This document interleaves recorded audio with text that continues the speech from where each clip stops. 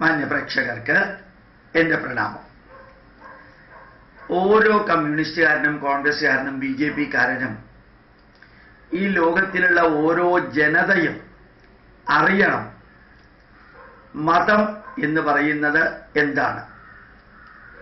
ബൈബിളില് ധാരാളം വരികൾ പറഞ്ഞിട്ടുണ്ട്.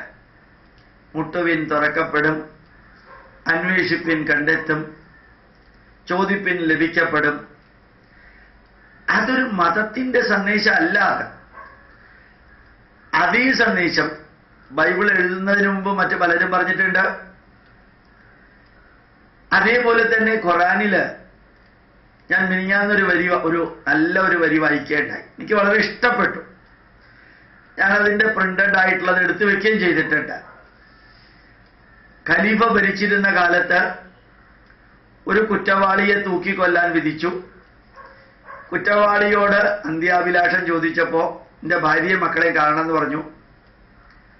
തൂക്കിക്കൊല്ലാൻ പോകുന്നതിന് മുമ്പ് ഭാര്യയും മക്കളെ കാണാൻ പോയി കഴിഞ്ഞാൽ തിരിച്ചു വരുമോ എന്ന് സംശയമുള്ളത് കൊണ്ട് അവിടെ കൂടിയിരുന്നവരോട് പറഞ്ഞു, നിങ്ങൾ ഗ്യാരണ്ടി നിൽക്കുകയാണെങ്കിൽ അയാളെ വിടാന്ന്. ആരും നിന്നില്ല. പല പ്രാവശ്യം ചോദിച്ചപ്പോൾ ഒരു വൃദ്ധൻ വന്ന് നിന്നു. ഞാൻ ഗ്യാരണ്ടി നിൽക്കാം, അയാളെ വിട്ടോളാൻ പറഞ്ഞു. ആ തൂക്കിക്കൊല്ലുന്ന സമയമായിട്ടും ഈ കുറ്റവാളി തിരിച്ചു വന്നില്ല.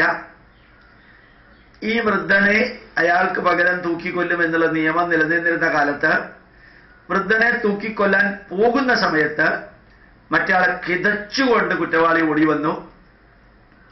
എന്താ വൈകിയതെന്ന് ഖലീഫ ചോദിച്ചു. ഇയാൾ പറഞ്ഞു, എൻ്റെ കുട്ടിക്ക് സുഖമില്ലായിരുന്നു, മരുന്ന് മേടിച്ചു കൊടുത്തിട്ട് വരാൻ വൈകിയതാണ് എന്ന് പറഞ്ഞു. അപ്പൊ നിന്നെ കുറിച്ച് കാര്യമായിട്ട് ആർക്ക് പറഞ്ഞൂടാ, നിനക്ക് എവിടെയെങ്കിലും ഓടി രക്ഷപ്പെടായിരുന്നില്ലേ എന്ന് ചോദിച്ചപ്പോ കുറ്റവാളി പറഞ്ഞു, എനിക്ക് വേണ്ടി ജാമ്യം നിന്ന ഈ വൃദ്ധൻ എന്നിൽ വിശ്വാസം അർപ്പിച്ചിട്ടാണ് അദ്ദേഹം സ്വയം അങ്ങനെ നിന്നത്, ഗ്യാരണ്ടി നിന്നത്. അതുകൊണ്ട് എന്നിലുള്ള വിശ്വാസം തകരരുത്. ആ വൃദ്ധനോട് ചോദിച്ചു, ഇയാൾ വന്നില്ലെങ്കിൽ നിങ്ങളെയല്ലേ തൂക്കിക്കൊല്ലാൻ പോവാ, നിങ്ങളെന്തിനാ നിന്നത്? ഞാൻ ജീവിച്ചിരിക്കുമ്പോ മനുഷ്യൻ മനുഷ്യനെ വിശ്വസിക്കാത്ത ഒരവസ്ഥയുണ്ടാവരുത്, അതുകൊണ്ടാണ് ഞാൻ നിന്നത് പറഞ്ഞു.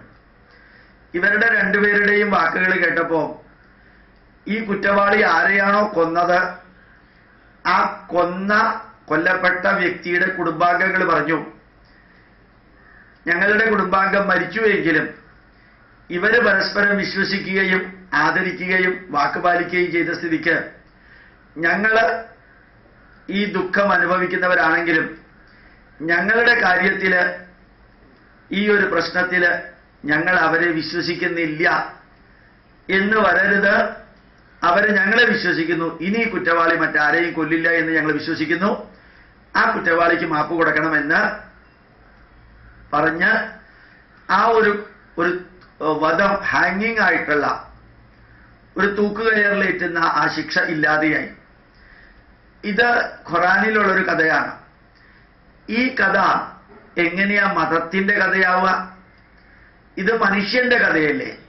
ഈ കഥ ഒരാൾ പറഞ്ഞു എങ്കിൽ അത് ഇസ്ലാമിന്റെ കഥയാവുമോ? അത് ഒരു ഗ്രന്ഥത്തിലുണ്ടെന്നല്ലേ. ഇതേപോലെയുള്ള കഥകൾ ബാക്കി ഷേക്സ്പിയറോ ടെന്നീസണോ ഷെല്ലിയോ വേർഡ്സ്വर्थോ കവിതയിലൂടെയോ കഥയിലൂടെയോ, അതല്ലെങ്കിൽ അറബി കഥകൾ എന്നുള്ള രീതിയിലോ, അല്ലെങ്കിൽ നമ്മളുടെ നാട്ടിൽ എഴുതിയിരിക്കുന്ന കഥകൾ അങ്ങനെ വന്നൂടെ?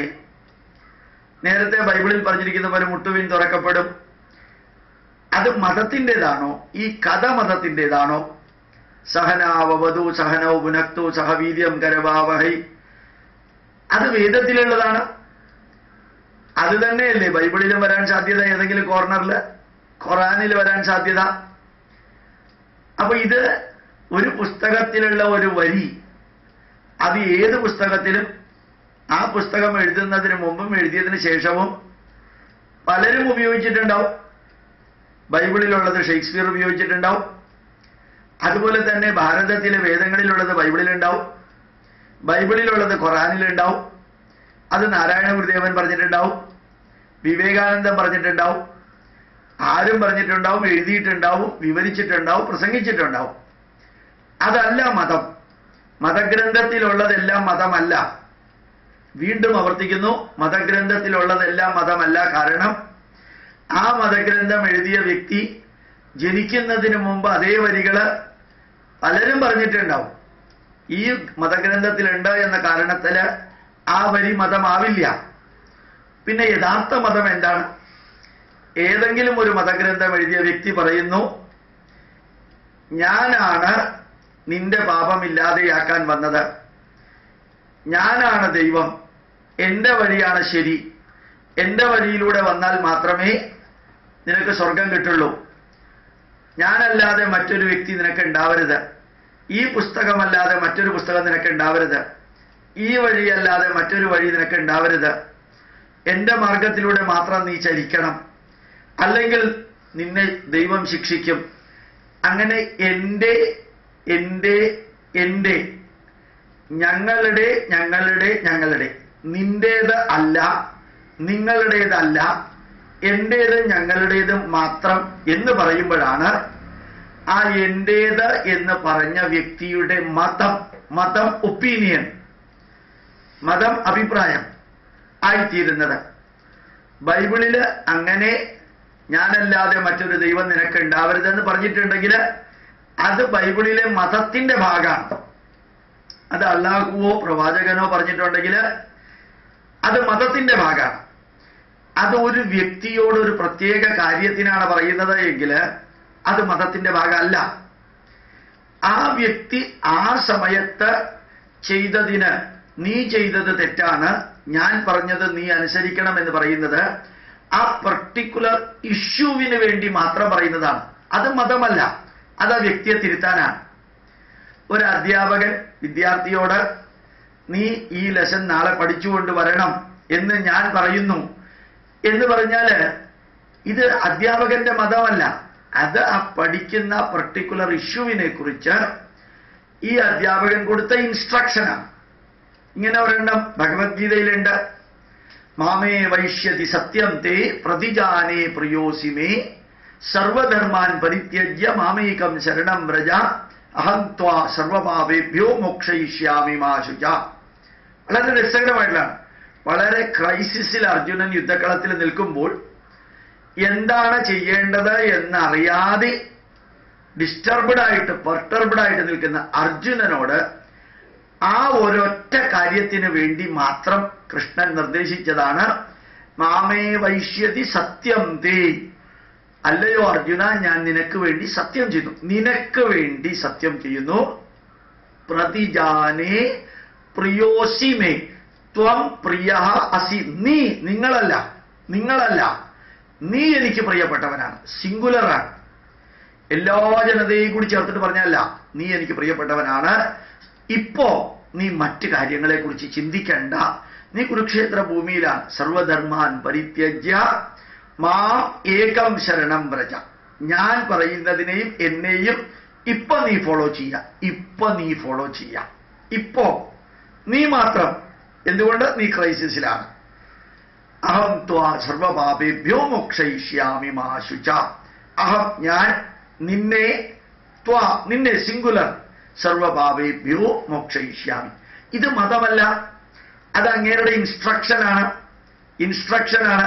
പ്രധാനമന്ത്രി എയർഫോഴ്സിനോട് ഇന്ന കാര്യം ചെയ്യണമെന്ന് നിർദ്ദേശിച്ചു.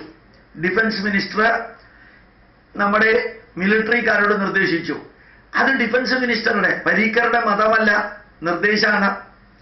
അതേ സമയത്ത് ഒരു ഗ്രന്ഥം മുഴുവനും ഒരു വ്യക്തിയിലൂടെ അദ്ദേഹത്തിന് മുമ്പ് ഉണ്ടായിരുന്ന സന്ദേശങ്ങളും അദ്ദേഹം ഉള്ളപ്പോൾ ഉള്ള സന്ദേശങ്ങളും അദ്ദേഹത്തിൻ്റെതായ സന്ദേശങ്ങളും എഴുതി അതില് ഞാൻ പറഞ്ഞത് മാത്രമേ നീ ഫോളോ ചെയ്യാവൂ, നീ മറ്റാരും പറഞ്ഞത് ഫോളോ ചെയ്യരുത്, ഈ പുസ്തകം മാത്രമേ വായിക്കാവൂ, ഈ രീതിയിൽ മാത്രമേ ജീവിക്കാവൂ, ഇതാണ് മതം.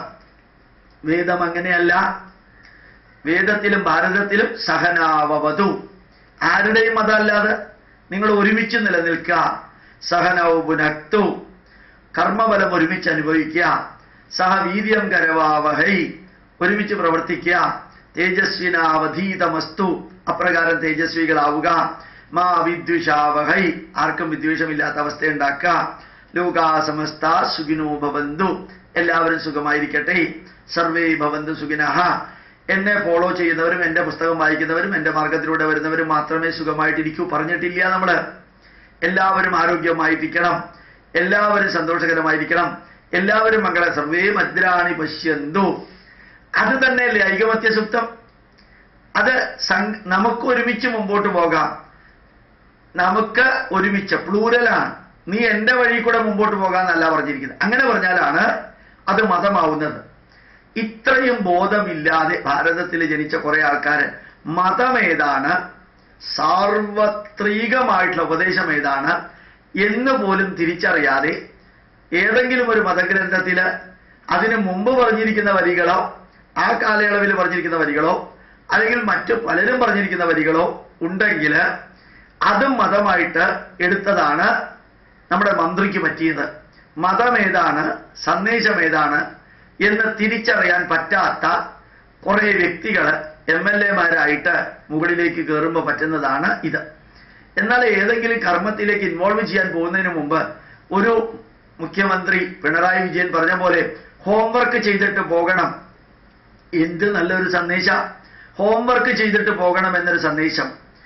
അങ്ങനെയായിരുന്നെങ്കിൽ ഈ അബദ്ധം പറ്റില്ലായിരുന്നു. ഇത് ഞാൻ പറയാൻ കാരണം, ഇന്നലെ മലയാള മനോരമ ചാനലില് അതേ മന്ത്രിയുടെ പേര് ഞാൻ വീണ്ടും പറയണില്ല, അതേ മന്ത്രി എന്റെ ശരിക്കുള്ള മുഖം നിങ്ങൾ കണ്ടിട്ടില്ല, ചിരിച്ച മുഖം കണ്ടിട്ടില്ല, കരയുന്ന മുഖമേ കണ്ടിട്ടുള്ളൂ എന്നൊക്കെ പറഞ്ഞിട്ട് എന്തൊക്കെയോ പറഞ്ഞു. എന്തിനീ കരയത്തക്ക വിധത്തിലുള്ള മുഖം കാണിക്കാൻ പോയേ? മതം എന്താണ്, സന്ദേശം എന്താണ്, കഥ എന്താണ്, ഉപദേശം എന്താണ്, ജീവിത യാഥാർത്ഥ്യം എന്താണ്, ഇതൊക്കെ മനസ്സിലാക്കിയിട്ട് വേണ്ടേ? ചെറുതല്ലേ, ഒരു 5 മിനിറ്റ് പോലെ ഇതൊക്കെ മനസ്സിലാക്കിയിട്ട് വേണ്ടേ നാട്ടിലെ കാര്യങ്ങളൊക്കെ ഉദ്ഘാടനം ചെയ്യാൻ പോകാൻ? എന്നിട്ട് ആത്മീയത പറ്റില്ല. എന്താ ആത്മീയത എന്നുള്ളത് വല്ലതും തലയ്ക്കകത്തുണ്ടോ? എന്താ ആത്മീയത? നമ്മുടെ മനസ്സിന് സന്തോഷം തരുന്നത് ഏതോ അതാണ് ആത്മീയത. അത് വളരെ വ്യക്തമായിട്ടാണ് ഞാൻ പറയുന്നത്. പെട്ടെന്ന് കേൾക്കുമ്പോൾ അത് ശരിയല്ല എന്ന് തോന്നും. ആത്മാവിന്, മനസ്സിന് സംതൃപ്തി തരുന്ന അത് ആത്മീയത എന്ന വാക്കിനകത്ത് തന്നെയുണ്ട്. സ്പിരിറ്റ് ഓറിയന്റഡ് ആയിട്ടുള്ളതാണ് സ്പിരിച്വാലിറ്റി. അതുപോലെ തന്നെ ഫിസിക്കൽ ഓറിയന്റഡ് ആയിട്ടുള്ള ധാരാളം കാര്യങ്ങളുണ്ട്. ശരീരത്തിന് വരുന്ന പോഷകാംശങ്ങൾ, അത് ശരീരത്തിനും മനസ്സിനും നന്മയ്ക്ക് വരുന്ന ചിന്തകൾ മനസ്സിനും സംതൃപ്തി തരുന്നു. ആത്മീയത എന്ന വാക്കിന്റെ അർത്ഥം പോലും വ്യക്തമായിട്ട് അറിയാതെ അത് മതവുമായിട്ട് കൂട്ടിക്കുഴച്ച് ആത്മീയത ഇല്ലാത്ത യോഗം വേണമെന്ന് പറഞ്ഞൊരു മുഖ്യമന്ത്രിയും ആത്മീയത ഉണ്ടെങ്കിൽ ഞങ്ങൾ പങ്കെടുക്കില്ല എന്നും ഞങ്ങൾ പങ്കെടുത്തതിൽ ആത്മീയത ഉണ്ടെങ്കിൽ പാടില്ല എന്നും പിന്നെ എന്തിനാ കെട്ടി വർക്കലയിൽ ശിവഗിരി ആശ്രമത്തിലേക്ക് ആ സന്യാസിമാരുടെ മുമ്പിൽ പോയി നിന്ന് അവർ ആത്മീയ നേതാക്കന്മാരല്ലേ? ശിവഗിരി തീർത്ഥാടനം ആത്മീയതയല്ലേ? പല ക്ഷേത്രങ്ങളുടെയും ഗോപുരം ഉദ്ഘാടനം ചെയ്യാൻ 92 വയസ്സായിട്ട് 30 കൊല്ലമായിട്ടുള്ള അച്യുതാനന്ദം പോവാറുണ്ട്.